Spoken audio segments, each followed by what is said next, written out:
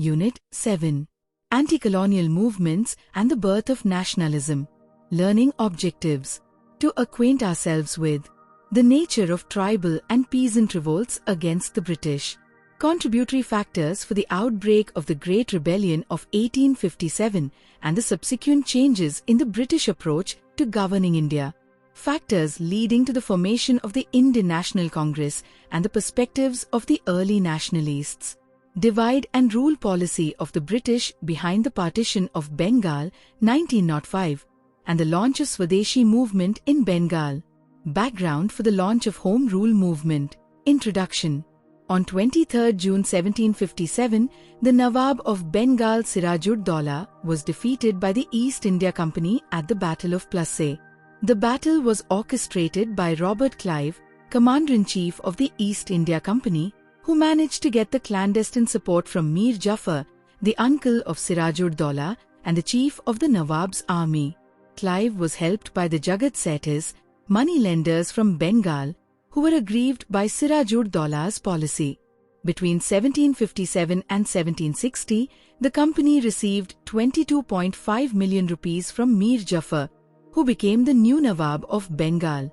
The same money was later invested to propel the Industrial Revolution in Britain, which rapidly mechanized the British textile industry. On the other hand, India was led to the path of deindustrialization and forced to create a market for the products manufactured in Britain. The plunder of India by the East India Company continued for another 190 years.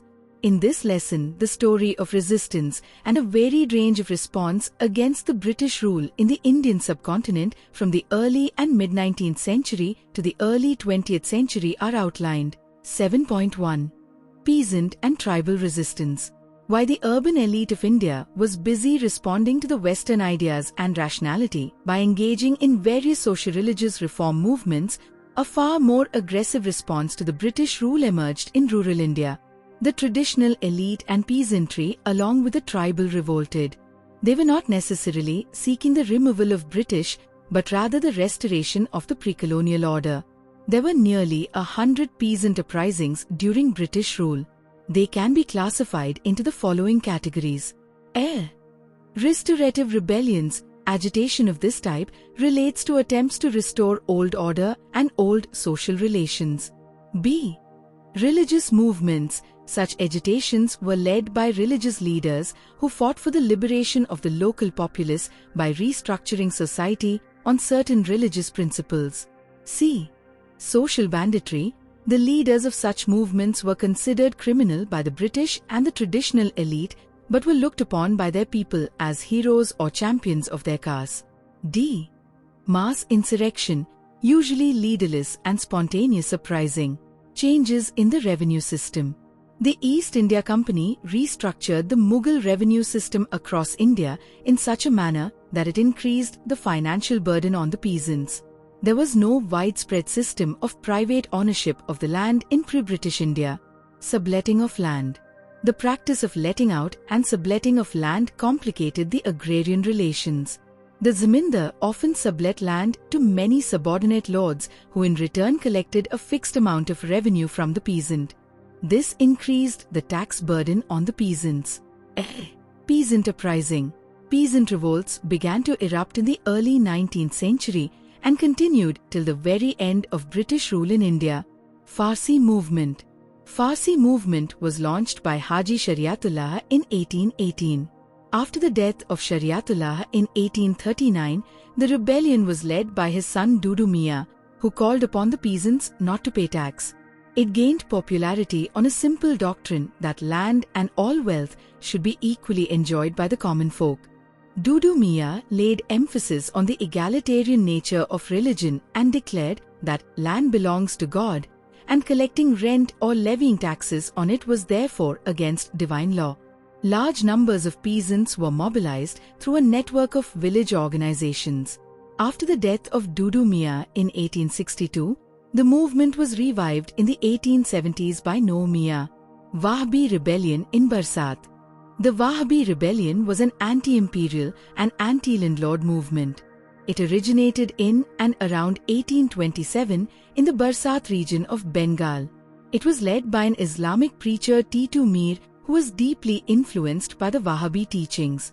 He became an influential figure among the predominantly Muslim peasantry oppressed under the coercive Zamindari system. B. Tribal uprising. Under colonial rule, for the first time in Indian history, government claimed a direct proprietary right over forests. The British rule and its encouragement of commercialization of forest led to the disintegration of the traditional tribal system. It encouraged the incursion of tribal areas by the non-tribal people such as money lenders, traders, land grabbers, and contractors. This led to the widespread loss of Adivasi land and their displacement from their traditional habitats. Tribal resistance was therefore a response against those who either introduced changes in the peaceful tribal life or took undue advantage of the innocence of the tribal people. 1. Coal Revolt. One major tribal revolt, the Coal Uprising of 1831–32, took place in Chota Nagpur and Singhbhum region of present-day Jharkhand and Odisha under the leadership of Bindrai and Singharai. The Raja of Chota Nagpur had leased out to money lenders the job of revenue collection. The usury and forcible eviction of Tr1B Isles from their land led to the resentment of Coals. The initial protest and resistance Coals was in the form of plunder, arson and attacks on the properties of outsiders. This was followed by the killing of money lenders and merchants. The tribal leaders adopted varied methods to spread their message, such as the beating of drums accompanied by a warning to all outsiders to leave. The British suppressed the rebellion with great violence. 2. Santhal Hul. Insurrection. Santhals, scattered in various parts of eastern India, when forced to move out of their homeland during the process of creation of zameens under permanent settlement, cleared the forest area around the Rajmahal hills. They were oppressed by the local police and the European officers engaged in the railway construction. Pushed out of their familiar habitat, the Santhals were forced to rely on the money lenders for their subsistence. Soon they were trapped in a vicious circle of debt and extortion. Besides this, Santhals also felt neglected under the corrupt British administration and their inability to render justice to their legitimate grievances. Outbreak. Around 1854, activities of social banditry led by a person named Bir Singh was reported from different places. These were directed against Mahajans and traders. In 1855, to Santhal brothers Sidhu and Kanu, proclaimed that they had received a divine message from the god, asking them to lead the rebellion. By July 1855, the rebellion has taken the form of open insurrection against the Mahajans, the Zamindars and the British officials. They marched with bows, poisoned arrows, axes and swords, taking over the Rajmahal and Bhagalpur by proclaiming that the company rule was about to end. In response, villages were raided and properties destroyed by the British. In 1855, an act was passed to regulate the territories occupied by the Santhals. The act formed the territory into a separate division called Santhal Pargana Division. C. Munda Rebellion. One of the prominent tribal rebellions of this period occurred in Ranchi, known as Ulugulan Rebellion.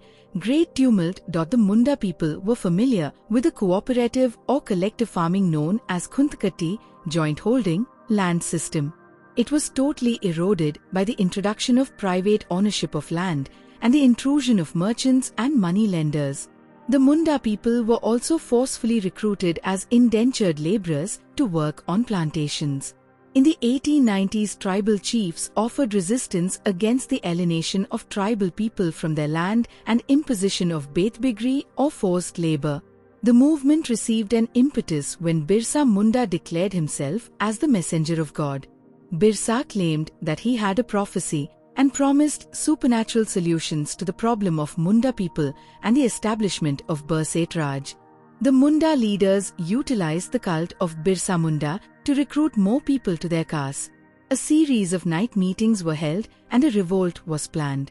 On the Christmas Day of 1889, they resorted to violence. Buildings were burnt down and arrows were shot at Christian missionaries and Munda Christian converts. Soon police stations and government officials were attacked. Similar attacks were carried out over the next few months. Finally, the resistance was crushed and Birsa Munda was arrested in February 1900, who later died in jail. Birsa Munda became a folk hero, who is to this day celebrated in many folk songs. The Munda Rebellion prompted the British to formulate a policy on tribal land. The Chotanagpur Tenancy Act, 1908, restricted the entry of non-tribal people into the tribal land. 7.2. The Great Rebellion of 1857. In 1857, British rule witnessed the biggest challenge to its existence. Initially, it began as a mutiny of Bengal Presidency sepoys, but later expanded to the other parts of India, involving a large number of civilians, especially peasants. The events of 1857 to 1858 are significant for the following reasons. 1. This was the first major revolt of armed forces accompanied by civilian rebellion. 2. The revolt witnessed unprecedented violence perpetrated by both sides. 3. The revolt ended the role of the East India Company, and the governance of the Indian subcontinent was taken over by the British Crown. A. Causes. 1. Annexation policy of British India. In the 1840s and 1850, more territories were annexed through two major policies. The doctrine of paramountcy. British claimed themselves as paramount, exercising supreme authority. New territories were annexed on the grounds that the native rulers were inept. The doctrine of lapse. If a native ruler did not have male heir to the throne, the territory was to lapse into British India upon the death of the ruler. Satara, Sambalpur, parts of the Punjab, Jhansi and Nagpur were annexed by the British through the doctrine of lapse. 2. Insensitivity to Indian cultural sentiments. In 1806, the sepoys at Vellore mutinied against the new dress code, which prohibited Indians from wearing religious marks on their foreheads and having whiskers on their chin, while proposing to replace their turbans with a round hat. It was feared that the dress code was part of their effort to convert soldiers to Christianity. Similarly, in 1824, the sepoys at Barrackpur near Calcutta refused to go to Burma by sea, since crossing the sea meant the loss of their caste. The sepoys were also upset with discrimination in salary and promotion. Indian sepoys were paid much less than their European counterparts. They felt humiliated and racially abused by their seniors. B. The revolt. The precursor to the revolt was the circulation of rumors about the cartridges of the new Enfield rifle. There was strong suspicion that the new cartridges had been greased with cow and pig fat. The cartridge had to be bitten off before loading.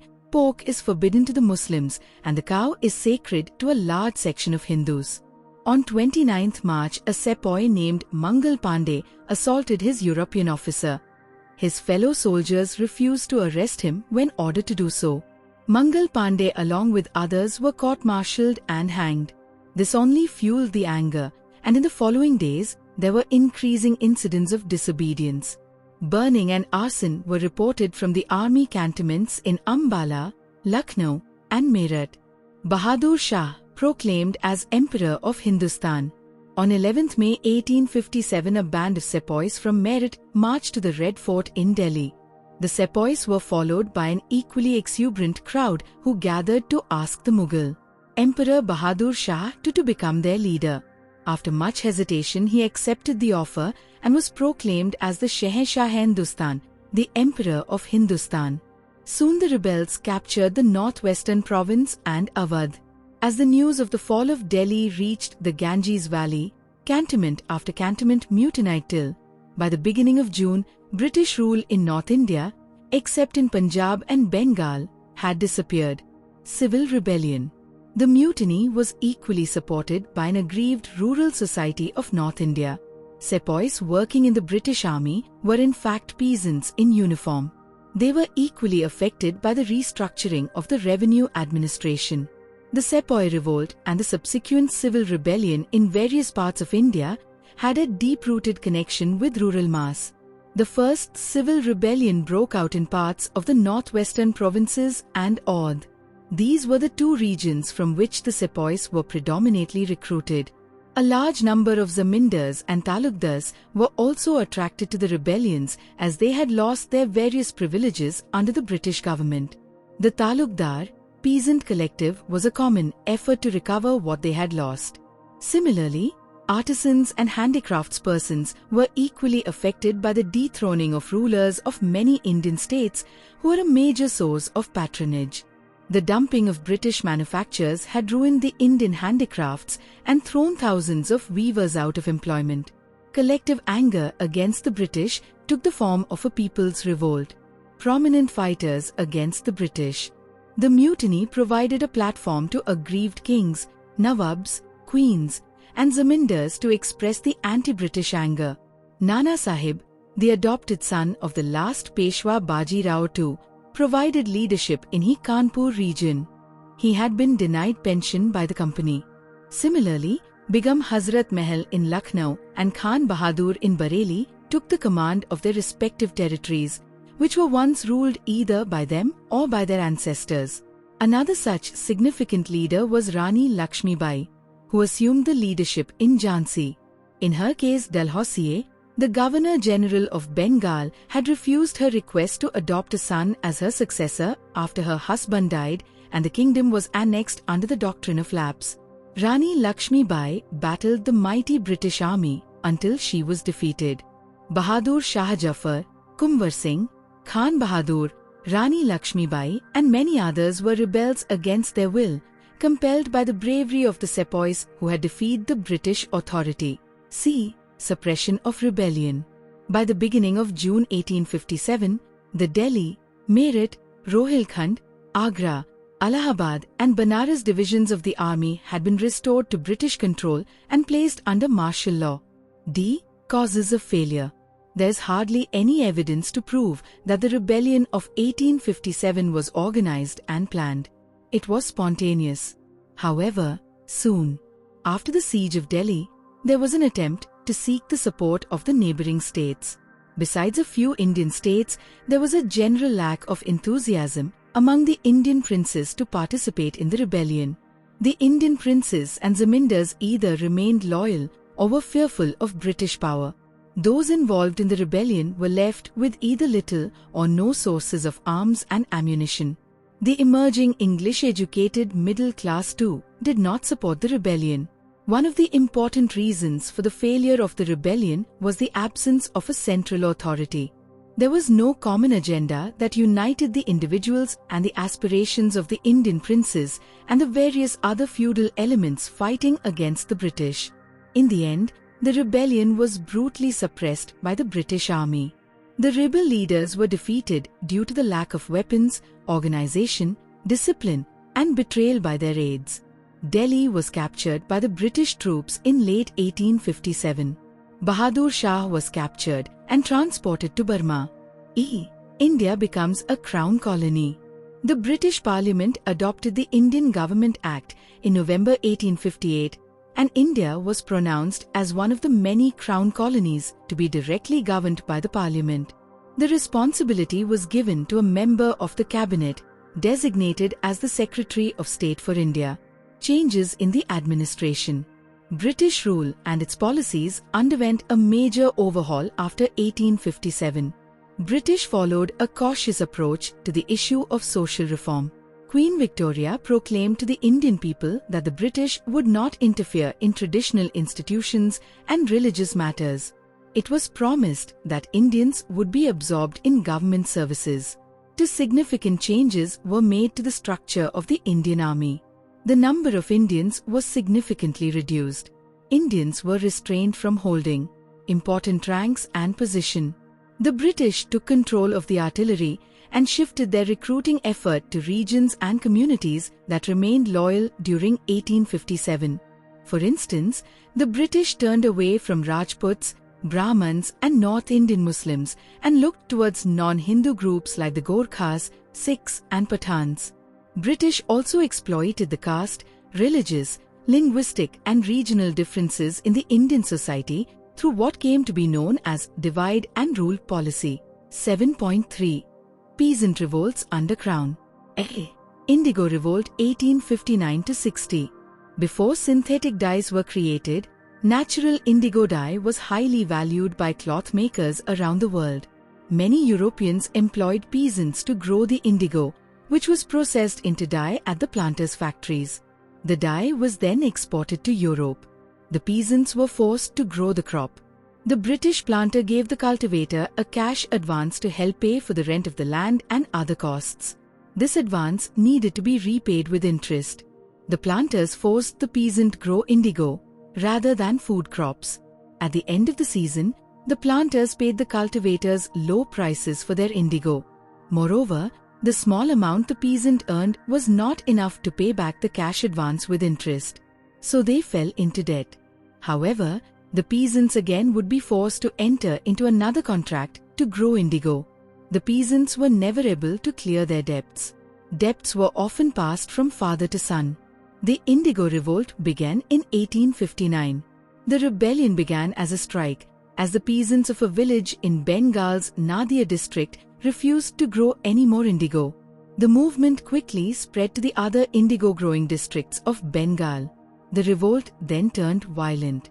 The peasants, both Hindu and Muslim, participated in the revolt, and women, armed with pots and pans, fought alongside the men. Indian journalists in Calcutta wrote articles about the brutality of the planters. The 1860 play Nil Darpan, Mirror of the Indigo, by Dina Bandhu Mitra, did much to draw attention in India and Europe to the plight of the indigo growers. B. Deccan Riots 1875. Heavy taxation ruined agriculture. Famine deaths increased. The first recorded incident of rioting against the money lenders in the Deccan was in May 1875, in Sapa, a village near Pune.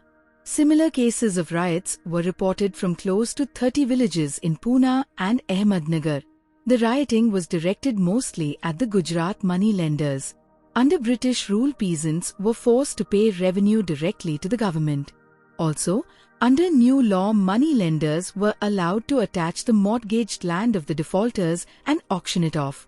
This resulted in a transfer of lands from the cultivators to the non-cultivating classes. Trapped in the vicious cycle of debt and unable to pay the outstanding amount, the peasant was forced to abandon cultivation. 7.4. The foundation of Indian National Congress, 1872-1885. A. Rise of nationalism. The second half of the 19th century saw the emergence of national political consciousness among a new social class of English-educated Indians. The Indian intelligentsia played a critical role in generating a national consciousness by exposing a large number of people to the idea of nation, nationalism, and various democratic aspirations. The flourishing of print media, both in the vernacular and in English, played a significant role in circulating such ideas. Even though they were numerically small, they had a national character and capacity to establish contacts on an all-India scale.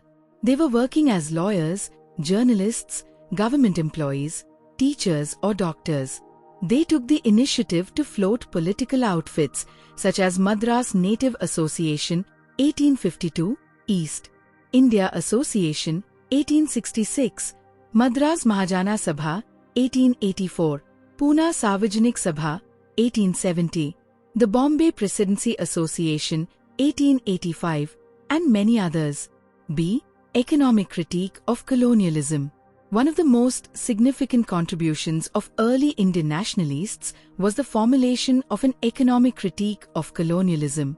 Dadabhai Nauroji, Justice Ranade, and Romesh Chandra Dutt played a significant role in making this criticism about colonial economy. They clearly understood that the prosperity of the British lay in the economic and political subjugation of India. They concluded that colonialism was the main obstacle to the Indians' economic development. C. Objectives and methods. The formation of the Indian National Congress in 1885 was intended to establish an all-India organization. It was the culmination of attempts by groups of educated Indians politically active in 3 presidencies: Bombay, Madras, and Calcutta. A.O. Hame lent his services to facilitate the formation of the Congress. Vumash Chandra Banerjee was the first president, 1885, Indian National Congress. The first session of the Indian National Congress was held on 28 December 1885. The early objectives were to develop and consolidate sentiments of national unity, but also professed loyalty to Britain. The techniques included appeals, petitions and delegations to Britain, all done within a constitutional framework. Some of the key demands were the following: creation of legislative councils at provincial and central level, increasing the number of elected members in the Legislative Council, separating judicial and executive functions, reducing military expenditure, reduction of home charges, extension of trial by jury, holding civil services exams in India as well as in England, police reforms, reconsideration of forest laws, promotion of Indian industries and an end to unfair tariffs and excise duties. D. Militant nationalism. The methods of moderate leaders failed to yield any substantive change in the British attitude towards the moderate demands of early Indian nationalists.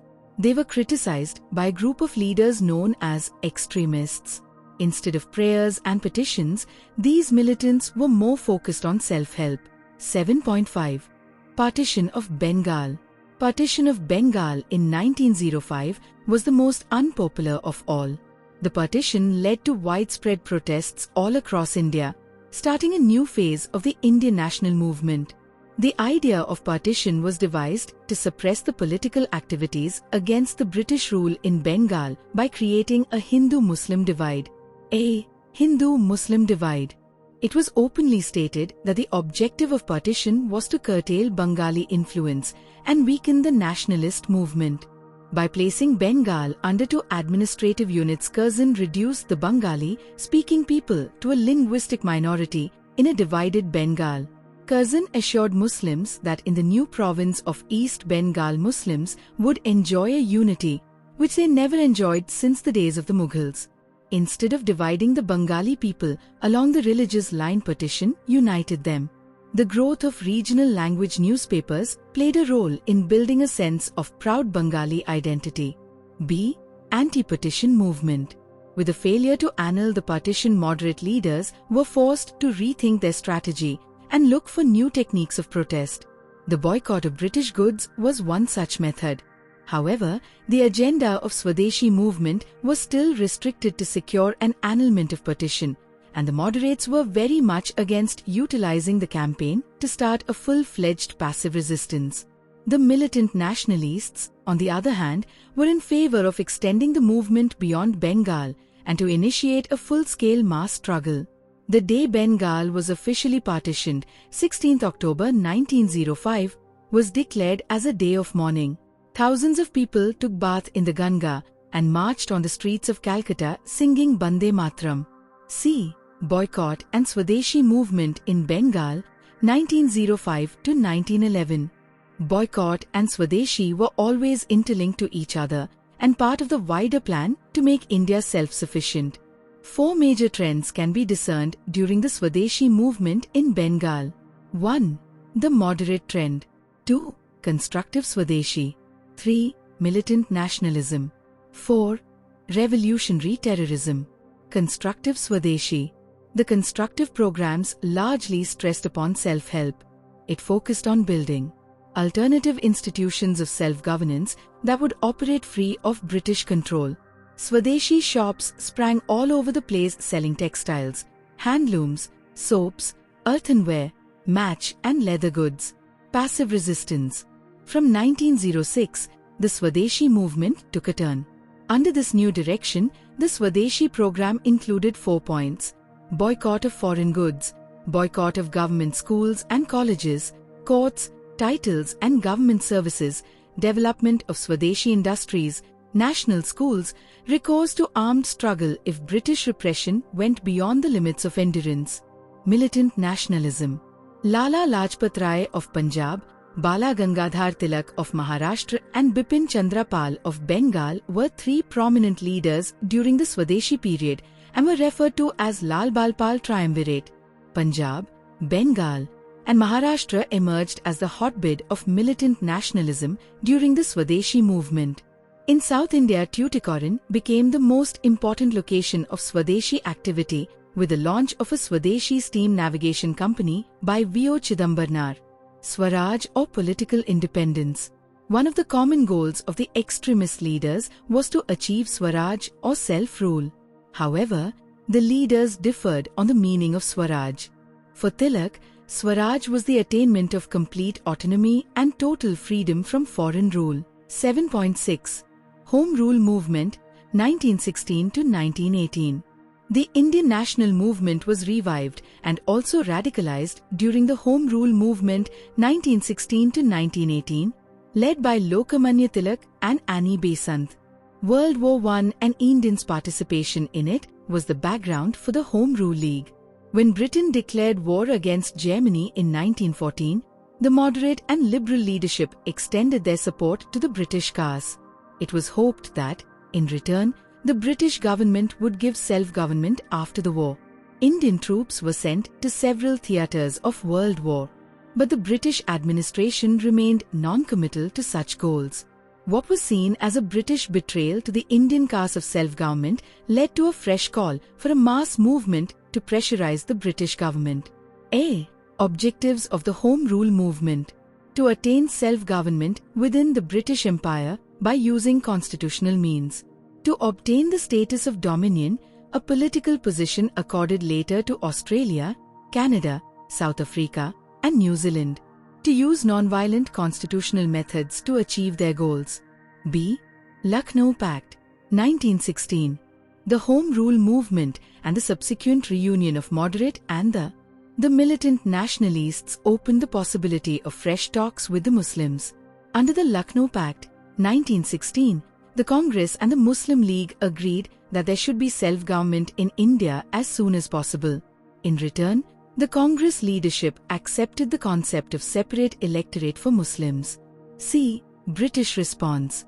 As the demand for Swaraj was raised by Tilak and Annie Besant that gained popularity, the British used the same old ploy to isolate the leaders by repressing their activities. In 1919, the British government announced the Montagu-Chelmsford reforms, which promised gradual progress of India towards self-government. This caused deep disappointment to Indian nationalists. In a further blow, the government enacted what was called the Rowlatt Act, which provided for arbitrary arrest and strict punishment. Summary. The latter half of 19th century British India was replete with revolts of peasants and tribal against colonial political and economic domination. The Great Rebellion of 1857 was the culmination of various anti-British tendencies led by the depossessed feudal chieftains with an agenda to restore the pre-colonial order. Even though the leaders of the revolt lacked vision and were guided by local ambitions, it was a progressive act in terms of their effort to resist and challenge a despotic alien government.